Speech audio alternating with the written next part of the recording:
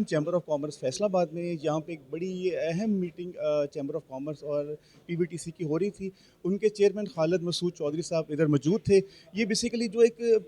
CM Maryam नवाज़ का एक बड़ा विजन था ट्रेनिंग के ऊपर और बच्चों की एजुकेशन के ऊपर, उसके ऊपर एक सेशन हो रहा था। तो हम आज इनसे बात करते हैं। जी सर, ये बड़ा आज अच्छा एक सेशन हुआ, और जो हमारी नौजवान नस्ल है, स्पेशली हमारी जो वुमेन्स हैं, उनके लिए एक आगे जो उस रोज़गार है, इसके माहौल के लिए बड़ा काम हो रहा है। तो सर इसके बारे में क्या बताएंगे, फर्दर क्या प्लान है?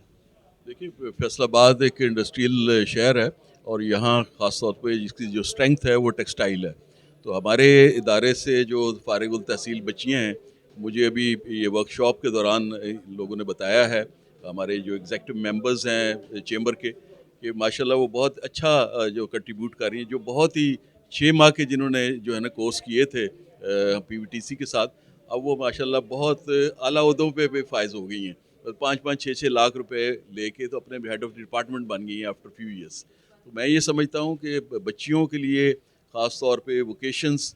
और प्रोफेशनली जो है ना ये सीखना बहुत ज़रूरी है। एक तो उनमें खुद आगाही आती है, दूसरा ये है कि वो फाइनेंशियली डिपेंडेंट हो जाती हैं। तो मौजूदा गवर्नमेंट का भी ये सबसे बड़ा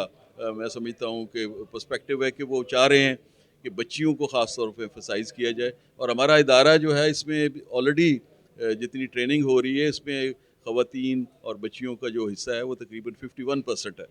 तो मैं समझता हूँ कि बच्चियों को आना चाहिए, और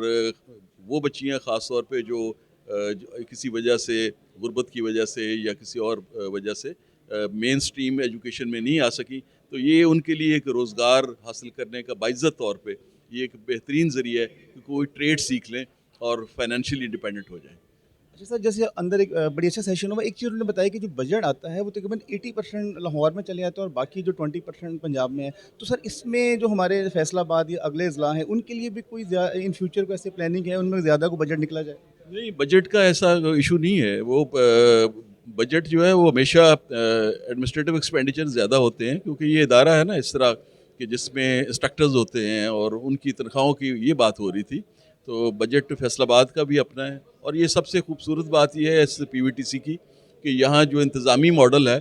उसमें ज़िले लेवल पे है, और उसमें जो उसको हेड करता है वो या कोई इंडस्ट्रियलिस्ट है या कोई बिजनेसमैन है, और उसकी एक एग्जेक्टिव यानी कि बोर्ड है जो फुली इंडिपेंडेंट है फाइनेंशियली एडमिनिस्ट्रेटिवली, कि अपने फैसले खुद कर सके। तो उसमें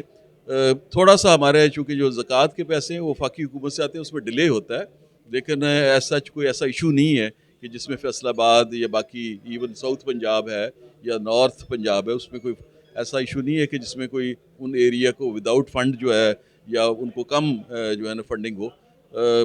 हमारी कोशिश है कि हम जितनी भी बच्चों को स्किल दे रहे हैं और वोकेशनल ट्रेनिंग दे रहे हैं, इनको बढ़ाया जाए, नंबर भी बढ़ाया जाए, और शॉर्ट ट्रेनिंग से ख़ास तौर पे जितने बच्चे बेरोज़गार हैं, बच्चियाँ बेरोज़गार हैं, उनको स्किल सिखा के मुआशरे का जो मेन धारा है मईशत का, उसमें शामिल किया जाए।